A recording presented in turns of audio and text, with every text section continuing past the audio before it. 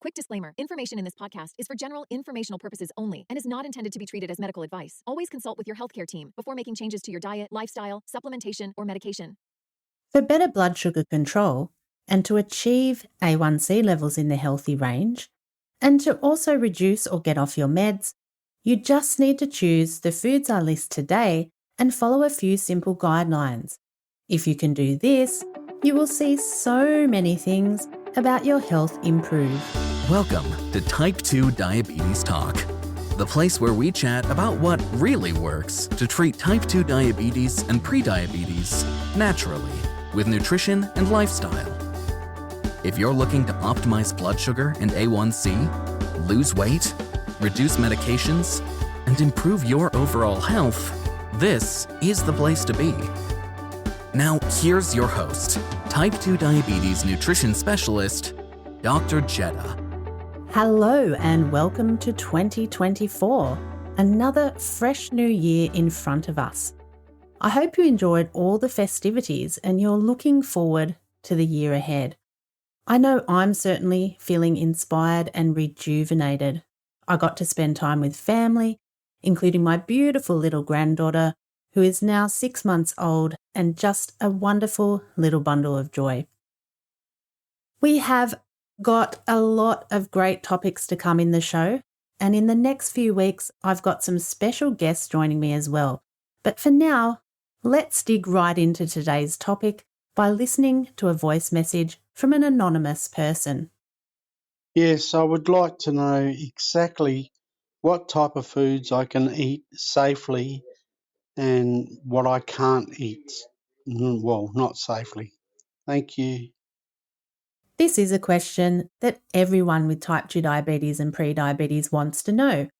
One we get a lot, being our primary focus, is natural treatment of diabetes, especially with diet and nutrition. And this talk show is going to include lots of information about what to eat. So today I thought I'd do a kind of follow-up from episode 3, where we talked about diet and nutrition being the most important part of your treatment. And if you listened to that episode, you would have downloaded our recommended food list. Well, I hope you did anyway. If you didn't get a copy of our food list yet, go to type2diabetestalk.com/food list where you can download it. If you're driving or doing something else right now, of course, you can download it later at type2diabetestalk.com/food list. And if you're one of our members, you can find the food list inside the members site with the guides along with other resources to use alongside the food list. Anyway, I wanted to extend on from episode 3 by talking about our recommended food list more closely, to cover broadly things like what types of foods to eat and what types of foods to avoid or minimise. Rest assured that after this episode, you're going to feel a lot clearer about what to do, and you can use our food list as a reference and take some action toward improving your blood sugar today. Our recommended food list provides a guide for both type 2 diabetes and prediabetes, and this is the food list that has been getting incredible results for our members and for people who've taken my T2 Diet program. What I'm saying is, this food list is scientifically proven to work. So if you do nothing else but this, please download the food list at type2diabetestalk.com/food list and use it as your reference to follow. When you look at the food list, one of the first things you'll see is that it's divided into 3 primary sections, and they are colour-coded like a traffic light to make things super easy. Green for foods to eat all the time, orange for sometimes foods, and red for foods to avoid or minimise. So let's get started on the reverse side with what types of foods to avoid or minimise, and I'll also explain why. Over time, we'll dig deeper into some of these foods and the research behind them, but like I said, today we're looking at things quite broadly, okay? The types of foods to avoid or minimise are foods high in carbohydrates.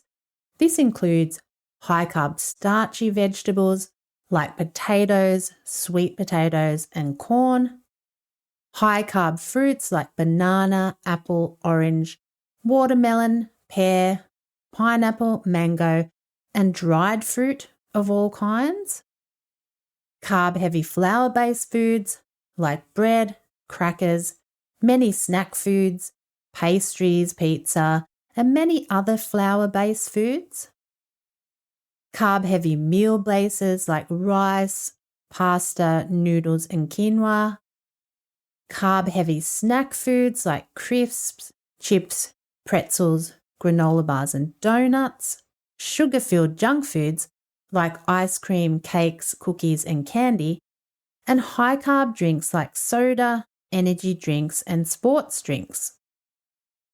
That's a short list, of course, and doesn't cover all the foods or drinks under the categories.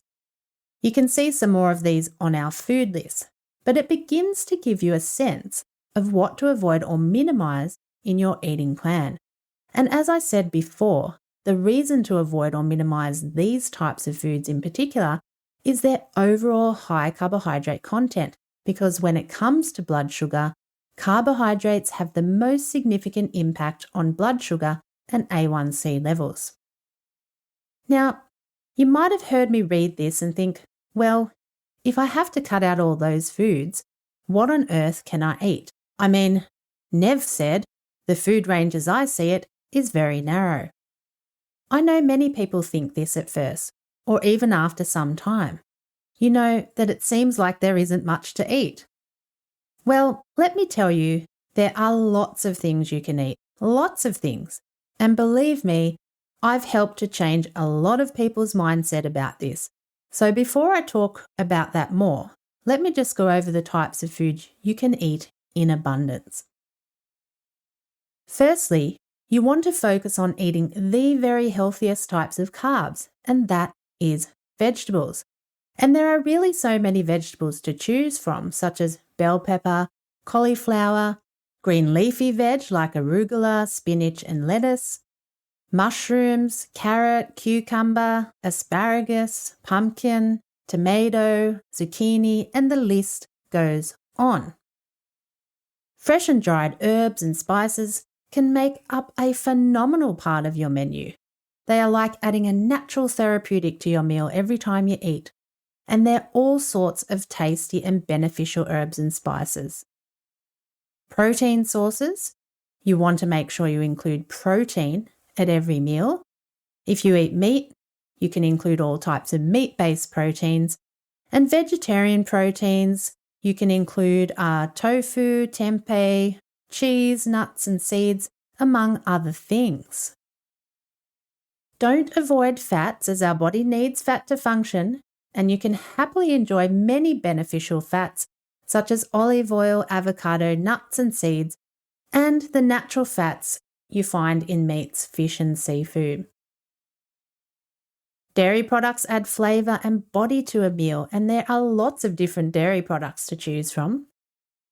You can enjoy sauces like mayonnaise, pesto, salsa, mustard, ranch, vinegar, and lots of others. And you can also enjoy drinks like water, tea, coffee, herbal teas, and smoothies. And some foods you can eat, but maybe want to moderate a bit more, include fruits like berries, apricot, lemon, lime, cantaloupe, melon, and mandarin. And then there's also slow carbs that are healthy choices, such as beans and legumes in small portions. Now, this again is only a broad and brief overview. So again, you can see our food list, which outlines more of the foods that we've just gone over. What you can gather here is that I've just run over a wide range of foods that can make up any number of highly satisfying meals. But of course, you might not have heard me cover things like the range of bird's eye packaged foods you might enjoy, or your favourite Campbell's soup, or whether Hunt's pasta sauce or Bush's baked beans are okay. Of course, there are hundreds of food products available, and we could never go over all of them here. We have guides on hundreds of foods in our members library, and a database with lists of best options for many foods. And there are many suitable packaged foods to eat, that's for sure. But what you might notice is that the foods you can eat in abundance are all the fresh foods. And these are the types of foods you want to focus on eating. Fresh, real foods.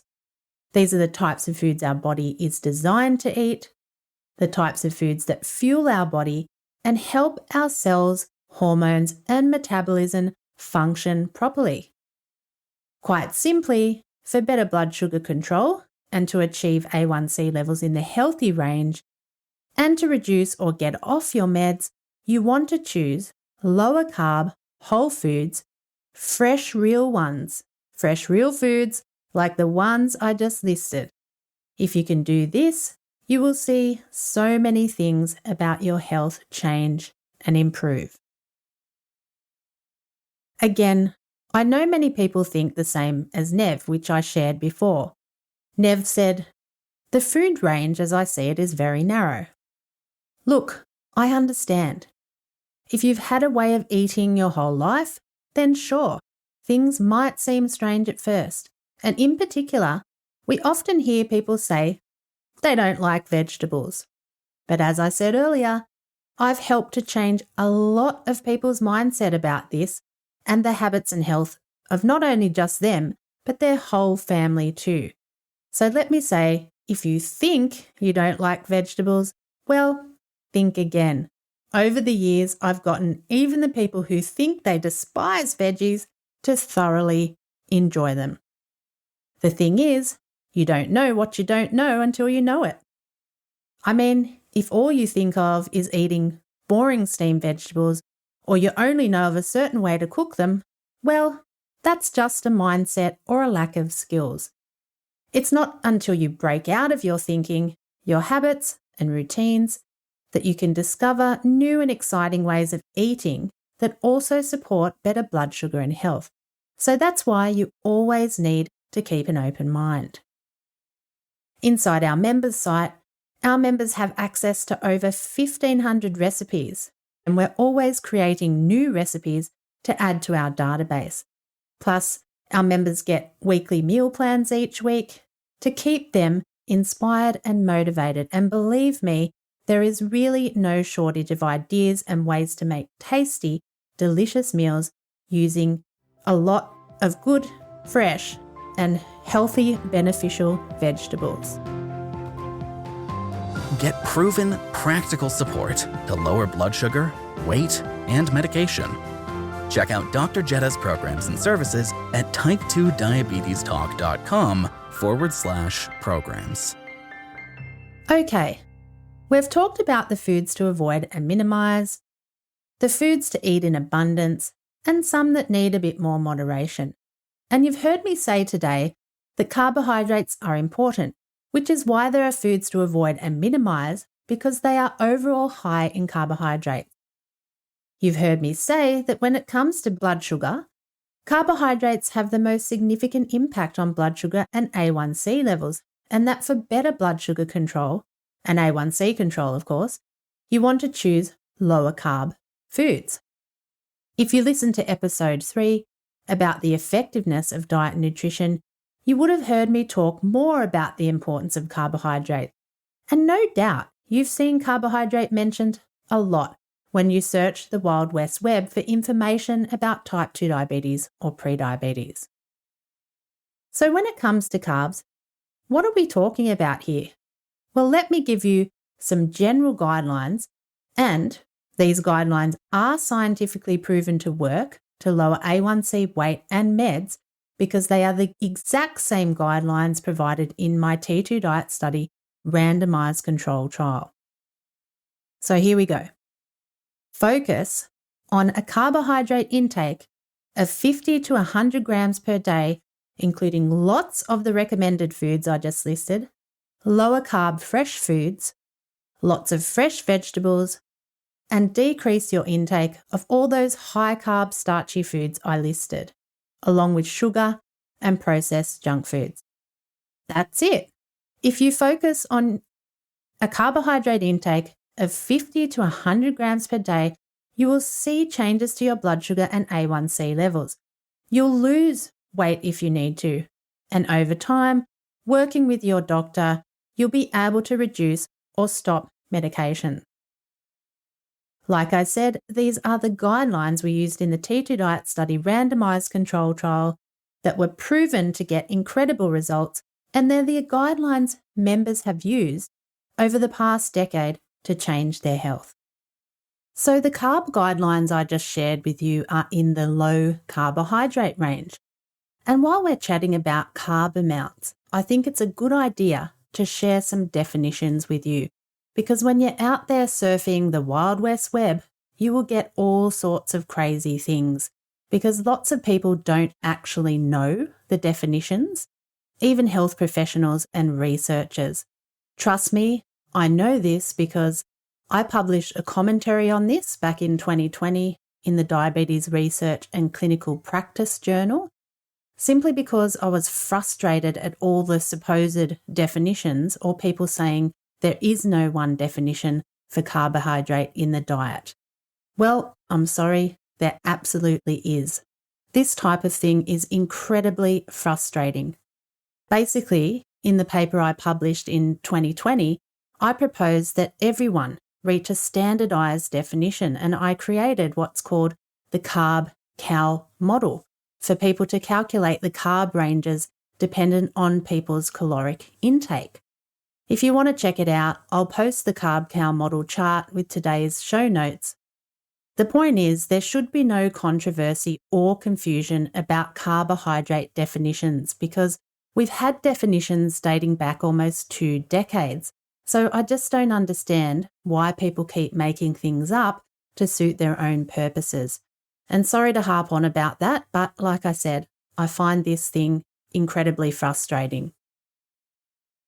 So let me share the correct definition of carbohydrate in the diet with a 2,000 calorie a day intake.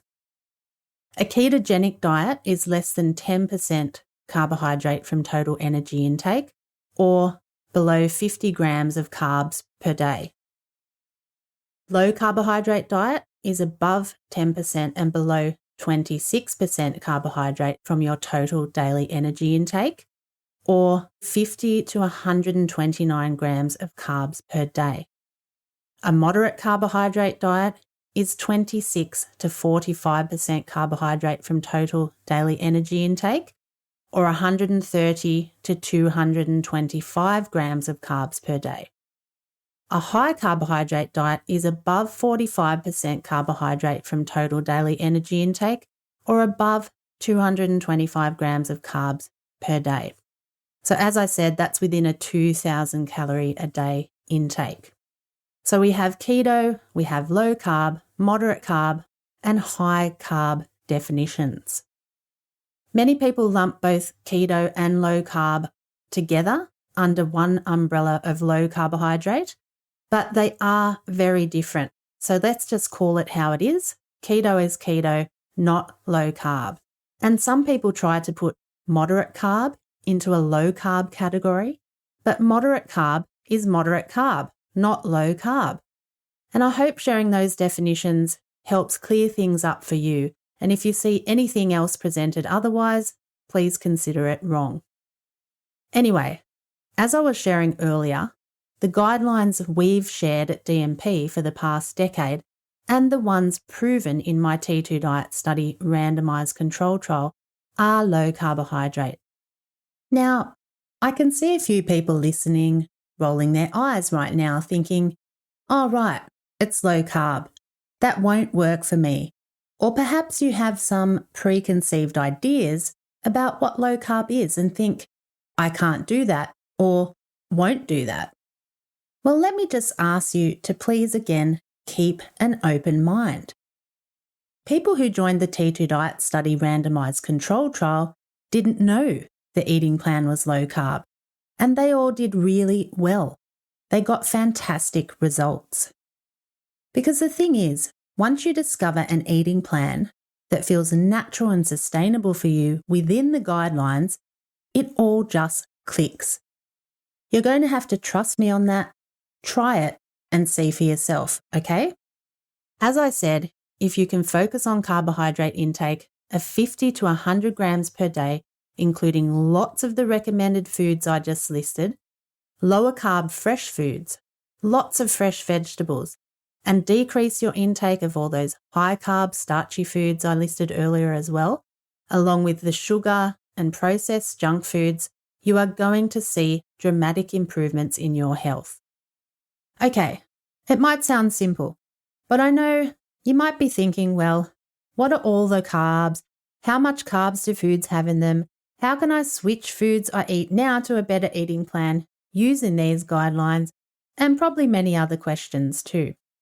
Well, the fastest and easiest way to get your head around everything is to join the DMP family as a member so you can take my T2 Diet program and access the abundance of food guides, food lists, and resources we have available.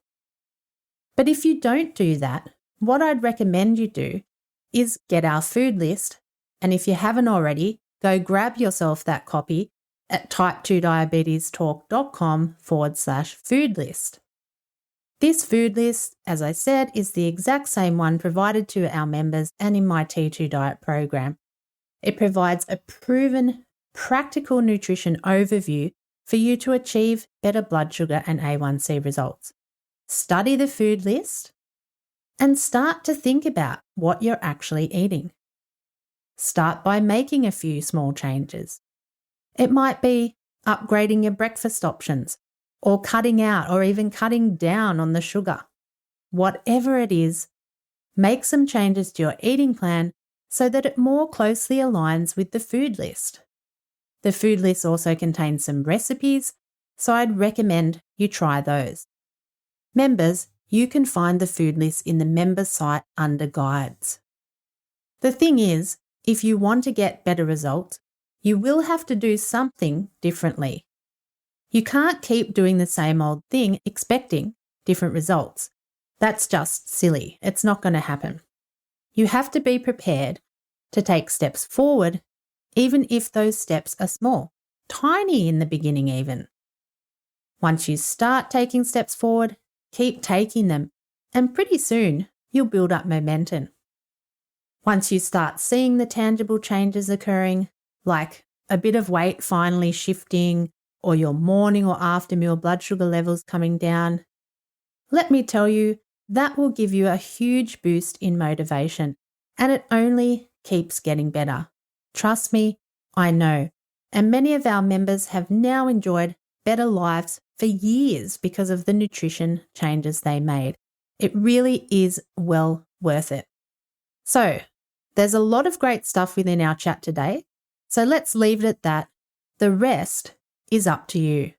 To access the show notes and some of the resources I've talked about today, head to our website at type2diabetestalk.com and access episode 6. For our members, head to the library to access this episode, the full transcript, the food list, and we've added some new resources to the Carbs Per Day guide. In the next episode, I'll be chatting to Wilma, one of our members who has seen some incredible changes with her numbers and health.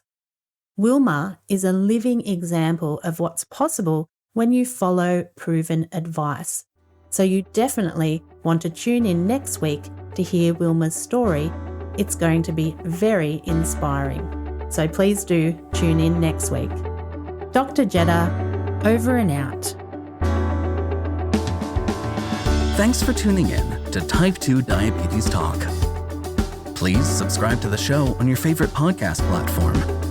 And for episode replays, episode notes, and more, visit type2diabetestalk.com. New episodes are available Tuesdays, 10 a.m. US Eastern Time, or your time zone equivalent.